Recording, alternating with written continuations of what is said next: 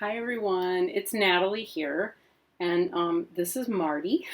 um, we thought we would come on and just talk a little bit more about the fundraiser on Sunday night that's coming up.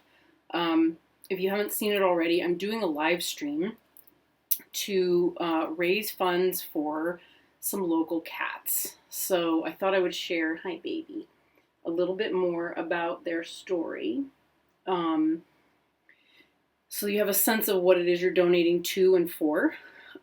So some local women in the Tower Grove South area of South St. Louis, where I live, were notified about a colony of cats at a local apartment complex that was just slightly outside the city boundaries in the county.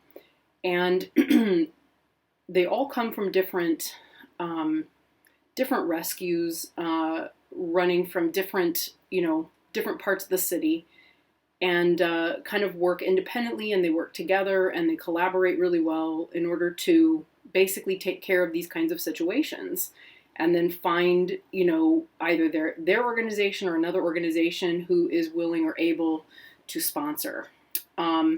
This particular situation, Marty is one of the cats.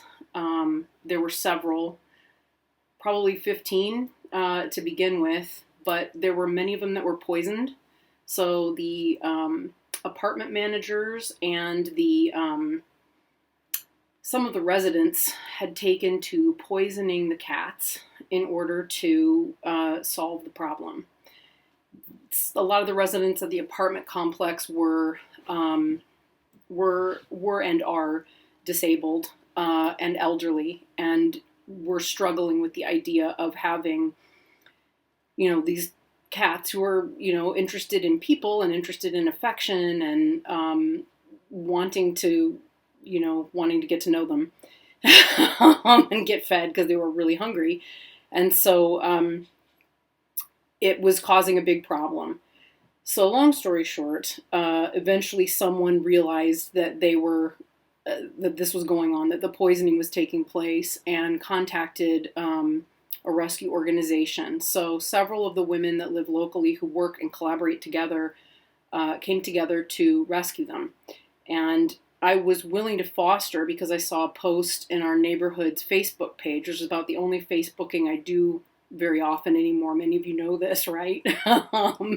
I've been thinking about solving that, and I'm sure I will come back to it and figure something out soon. But at any rate, it was heartbreaking. And so this would be how I ended up with this little guy here, Marty, who I later found out was dumped because his owner died. He lived with an elderly man.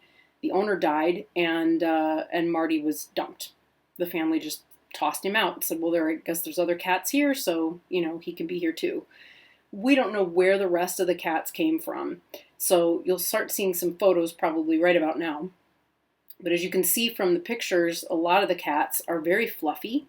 The really pretty black and gray one is Trinley, my other cat, this is his time of night to run around the house and jump around and throw a party, so he's not present. Whereas Marty is really irritated because he wants me to come to bed and snuggle with him, so he's willing to snuggle here in the meantime. At any rate, the cats you can see here, the majority of them are really floofy, very pretty, and we had 2 kittens that managed to survive this. I think 2 had been killed right before the rescuers got there. But they were able to trap most of the cats, and at this point we think that the last one has been removed. I'm saying we because I've been included in had the privilege really to be included in a lot of the communication about them, and I've done what I can, which is really just foster and adopt and run errands. So I've done some pickup and delivery when cats have been trapped. One of the more recent rescues is, we hope he's the last one from this location. His name is Angel, and he's really quite special. He was in a live trap long enough to decide to eat the blanket, and we didn't know that until after we'd gotten him to his foster mom's house, and she basically discovered bits and pieces of the blanket, coming out of him at various points and out of both ends. And we ended up having to take him for an emergency surgery. So, they've come with various issues. Marty, who just took a flying leap off my lap because he and Noah are not the best friends, even though he and Trinley are. Probably a good point to insert that photo here, or a few of them. But as you saw earlier, Marty's got little bear patches on his arm and on his chest because he ended up having some really severe parasites and infections and ended up having to be hospitalized back in the end of January. So, this was a pretty severe situation. We still have several cats, I think 7, who are in need of vetting and in need of neutering. So that's why I'm here.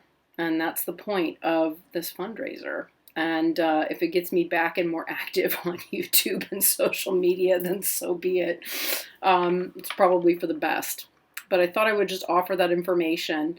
One of our fosters is like a total superhero. Her name's Laura. She's got 5 of the cats with her. So, and they're all boys, all of them.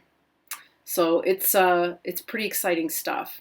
Suffice it to say, again, because we don't have, the backing of one particular rescue organization, we're doing our best right now just to make sure that we can get all of the cats neutered and vetted so that as kitten season rolls in, these cats can be successfully rehomed. They're all going to be wonderfully rehomed. I guarantee it. And they'll have the ability to handle, the resources to handle kitten season, which apparently is a big thing every year. So it's been an amazing journey to work with these women and to find a way to continue to support their work and to support the rest of the colony is something I really feel very connected to. So if you're willing and able to either donate or join for the live stream, I'm eternally grateful to you for your contributions and your willingness. And I will do whatever I can to read my pants off, and we'll have a good time. So thanks again, everyone. Take care, and I'll see you Sunday. Bye.